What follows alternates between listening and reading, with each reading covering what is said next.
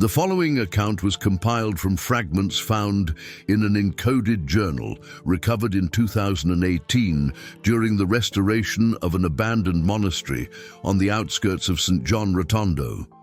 The pages, written in a combination of archaic Italian and ecclesiastical Latin, bore water stains and burn marks along the edges. The translator, who chose to remain anonymous, vanished 3 weeks after delivering the transcription. Vatican authorities vehemently deny the document's authenticity. Snow fell gently upon the rooftops of the Eternal City on that December dawn in 1947, a phenomenon as rare as what was about to unfold in the deepest vaults of the Holy See. John, a 19-year-old novice, trembled, not from the cold seeping through his black habit, but from anticipation. He had been summoned by Cardinal Ottaviani to serve as an aide during an extraordinary visit. Father Pio of Pietrelcina, the controversial stigmatist from St. John Rotondo, had arrived in Rome under absolute secrecy at the behest of Pope Pius XV. John knew nothing of the details, only that he was to wait near the ancient entrance to the Vatican necropolis, a place rarely trodden even by high-ranking clergy. A time-darkened stone staircase spiraled downward along a corridor not shown on any official map. From whispered rumors at seminary meals, John understood that tunnels and chambers lay beneath the Vatican predating Christianity. Spaces sealed not merely by doors, but by rites and solemn oaths. Silence gave way to the echo of footsteps. 3 figures emerged from the shadows: Cardinal Ottaviani, a slender man wearing small spectacles and carrying an old red leather-bound book; Father Amorth, Rome's official exorcist, holding a silver box engraved with mysterious symbols; and finally, Father Pio, whose very presence seemed to thicken the air in the corridor. John immediately noticed that the Capuchin's hands were carefully bandaged, hiding the stigmata that rumor said had bled daily for nearly 3 decades. "John, you are forbidden to speak of what you will see or hear tonight. Do you understand the gravity of this oath?" Ottaviani asked, his eyes boring into the novice's skull. "Yes, Your Eminence," John replied, as the cardinal discreetly motioned for him to take a lantern and lead the way. During the descent, John heard Father Pio continuously murmuring prayers in an ancient Latin, unlike any liturgical form. They weren't familiar petitions, but invocations that sounded like protective formulas. Meanwhile, Father Amorth sprinkled holy water into the darkest corners of their path. After 20 minutes, they reached a horizontal corridor where the air felt unnaturally dry and cold. The walls were not common stone, but of a dark, glass-like material that absorbed the lantern light. At the corridor's end, they found a massive bronze circular door, devoid of handle or visible lock. From an inner pocket, Ottaviani withdrew, an object John at first mistook for a reliquary, but soon realized it was far older and stranger. A metal sphere the size of an apple, covered in inscriptions in an unrecognizable alphabet. The cardinal placed it into a circular recess in the door and uttered guttural words that sent chills through the novice. With a pneumatic hiss incongruous with its apparent age, the door slid aside. Inside lay an octagonal chamber whose walls resembled obsidian, distorting their reflections. At its center, suspended about a meter above the floor, floated a pulsating sphere of light contained within a complex arrangement of metal rings, each orbiting slowly and independently. "This has been kept here since the time of Constantine," Ottaviani whispered. "At least, that's what the restricted records claim." It was then that John witnessed something to shatter his grasp on reality. Upon gazing at the luminous sphere, Father Pio went ashen, his legs buckled, and Father Amorth steadied him. Tears streamed down the stigmatist's cheeks as he whispered, "Mercy, Lord, forgive us for what we have done to one of your creatures." John understood nothing, until the light briefly coalesced into a vaguely humanoid shape with multiple pairs of translucent wings. The entity, if entity it could be called, had no discernible features, yet radiated consciousness and agony so profound that John felt involuntary tears welling in his own eyes. The first to be captured, Ottaviani explained clinically, as if presenting a specimen. Ancient texts call him Raziel, the keeper of secrets. He was lured here by Lactantius during Constantine's reign, using knowledge from Egyptian Hermetic writings. The containment rings apply principles from the Book of Enoch, combined with wisdom drawn from darker sources. Father Pio finally spoke, voice choked with emotion. Why do you keep him imprisoned? This is an abomination in the eyes of the Lord. You were brought here precisely for that reason, Father, Ottaviani replied, his tone softening. Something is changing. The energy patterns are shifting for the first time in centuries. We need someone with your special sensitivity to interpret what is happening. Fascinated, John watched as Father Pio, still trembling, approached the sphere.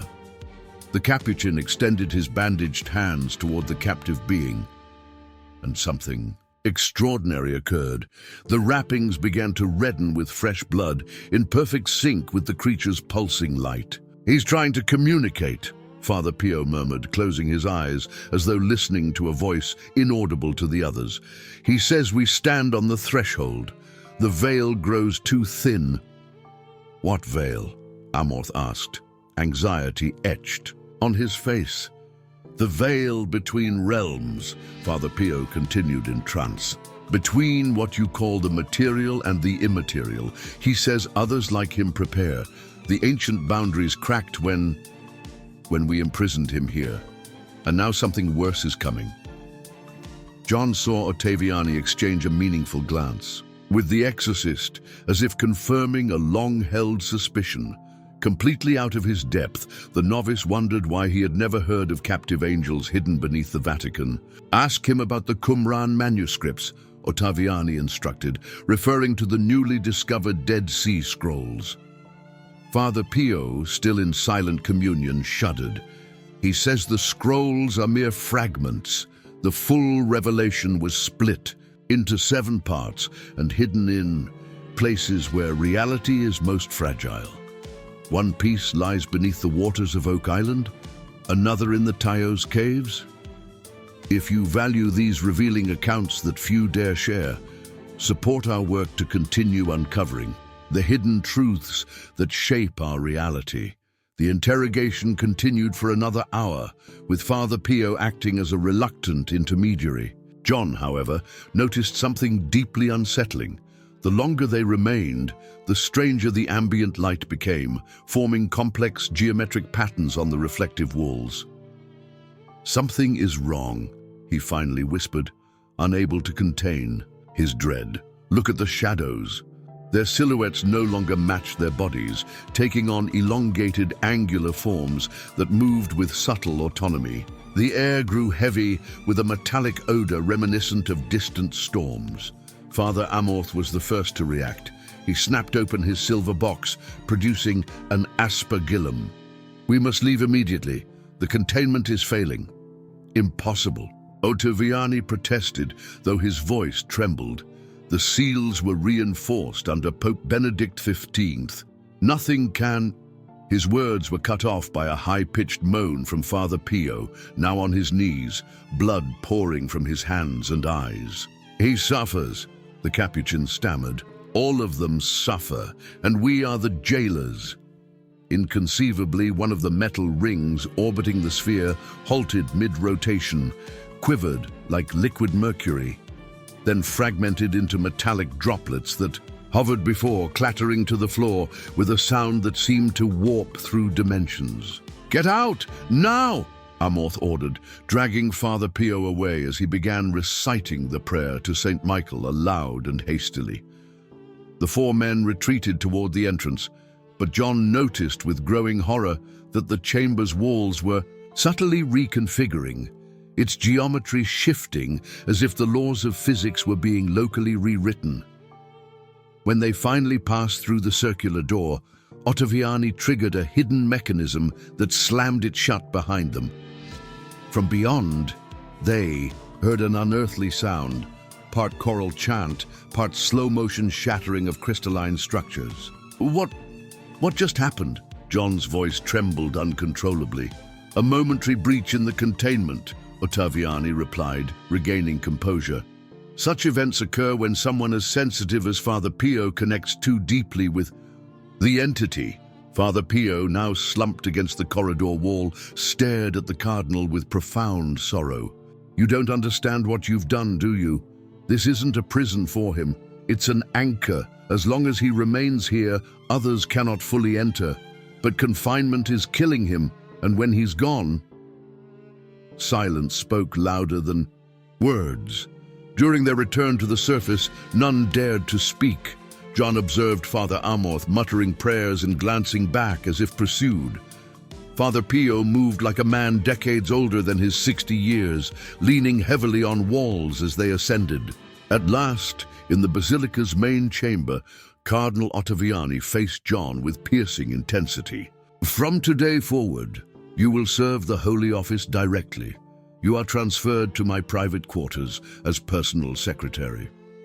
But Your Eminence, my seminary studies are complete, the Cardinal interrupted. Your education now follows a different curriculum. Over the next 3 years, John was gradually introduced to a hidden world within the church hierarchy, a parallel network of knowledge and power. He learned of other containment sites worldwide, a sealed chamber beneath Paris's catacombs, an isolated Tibetan monastery where monks vigilantly watched a bottomless pit, a small chapel in the Sinai desert built not for worshippers but to confine something that must never awaken. He discovered the Catholic Church was not alone. Counterparts existed in nearly every major religious tradition: Tibetan lamas, Kabbalistic rabbis, Sufi sheikhs, Shinto priests, each guarding cosmic prisoners. More disturbing still, secular governments and agencies had developed experimental containment methodologies, blending quantum physics with esoteric principles. It was only in 1953, at a secret summit in Castel Gandolfo, that John grasped the full extent of the conspiracy. Representatives from 12 containment traditions had convened to discuss a dire problem. Their methods were failing worldwide. The erosion patterns are consistent at all sites, explained an American physicist known only as Dr. Anderson. The vibrational barriers are degrading exponentially. Our best projections show less than 2 decades until the first critical breach. And the Vatican? Asked an elderly man with tribal facial markings, the Dogon high priest from Mali. Ottaviani, now visibly aged, sighed. Raziel is transforming. The angelic matrix we once detected is reconfiguring into something beyond our instruments. It's not transformation, interjected a middle-aged contemplative sister. It is revelation. We've always been wrong about these beings. They aren't angels in the biblical sense, nor demons of Greek lore. They are interfaces. Interfaces between what and what, Sister Montague? A white-bearded rabbi snapped. Between realities, she replied calmly. States of existence operating under incompatible logics. We imprison them in our reality as anchors, forcing them to manifest under our physical laws. It's like trying to hold oceans in paper cups. John, now archive keeper and secretary to these interdisciplinary meetings, noted the knowing glances exchanged. Something remained unspoken. For 3 days they debated sacred geometry reconfiguration, containment frequency adjustments, and anchor material purification. Much was arcane to John, but one conclusion emerged. They had no solution, only more time to buy. On the final night, while organizing documents in his assigned chamber, John received an unexpected visitor.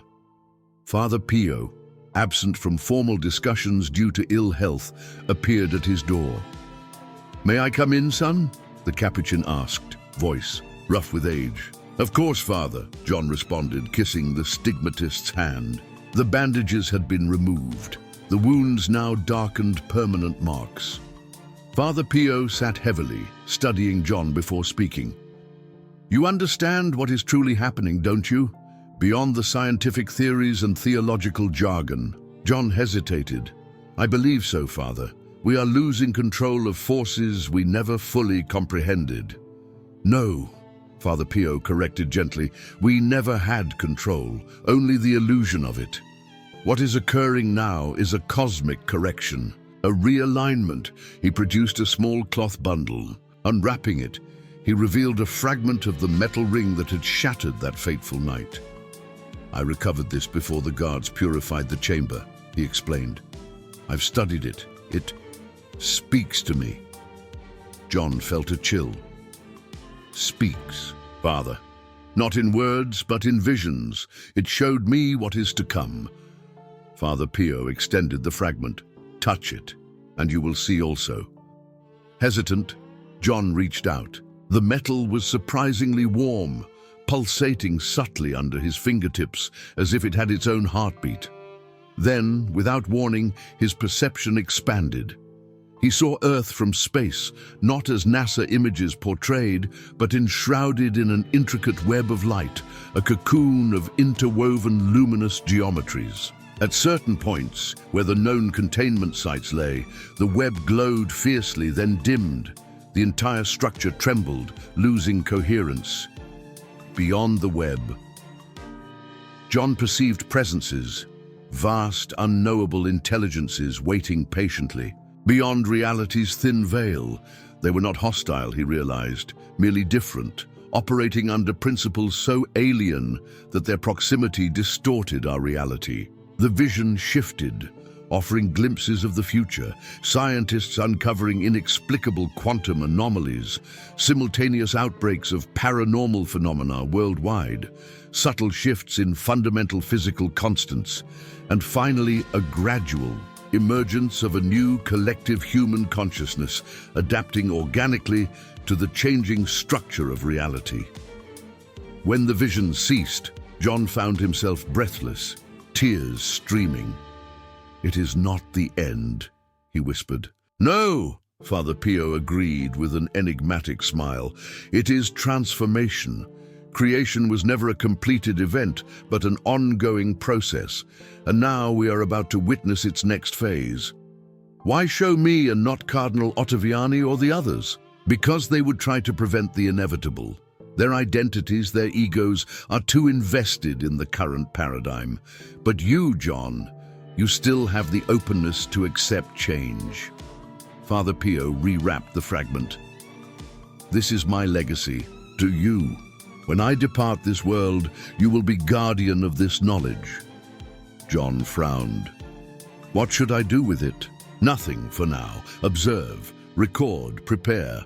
When the signs become too evident to ignore, find others like you. Open minds in strategic positions.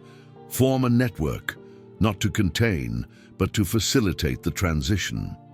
In the following decades, John witnessed the events unfold precisely as foretold.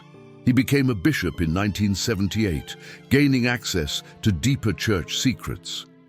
He meticulously documented the gradual collapse of containment systems and the increasingly desperate technological efforts. To reinforce them, he forged connections with key individuals across disciplines: quantum physicists, linguists, anthropologists, visionary artists, people whose work, consciously or unconsciously, prepared humanity for the great transformation. Together, they formed an informal network simply called the Observers. By 2003, now a cardinal in frail health, John received word that the Vatican's containment had finally failed. Defying medical orders, he insisted on descending once more into that octagonal chamber. What he found was not chaos, but a peculiar void. The space seemed both larger and smaller than his memory, as if its dimensions were continually recalibrating. In the center, where the sphere had floated, lay only a visual distortion, a small tear in reality itself. The metal rings lay melted on the floor, forming patterns reminiscent of an unknown alphabet. "It has begun, hasn't it?" he asked the accompanying theoretical physicist, recruited to modernize the chamber's sensors. "Yes, Your Eminence, and not just here. Similar anomalies have been reported in Tokyo, Cairo, and St. Petersburg over the past 72 hours. John smiled, a strange mixture of dread and relief. "Deploy teams per Omega Protocol, not to contain, but to document and protect nearby civilians." "Protect from what exactly?" the scientist asked nervously. "From the truth," John replied simply. "Most people are not yet ready to grasp that all we consider real and permanent is merely provisional." This account was reconstructed from the personal archives of Cardinal Giovanni Battista, 1928-2012, encoded on hidden microfiche within copies of the Summa Theologica, strategically placed in university libraries worldwide. Other fragments undoubtedly remain undiscovered. If you are reading this, you have been deemed receptive to the truth. Observe your surroundings with renewed attention. Note the small inconsistencies in daily reality, unexplained déjà vus, shared dreams, statistically impossible synchronicities. They are more than coincidences or neurological glitches. They are rifts in the veil, growing ever more frequent. The great question remains: when the final seal breaks and the entities once called angels fully emerge into our reality, will we expand our minds to comprehend the incomprehensible? Or will we remain shackled by limited paradigms, mistaking transcendence for apocalypse?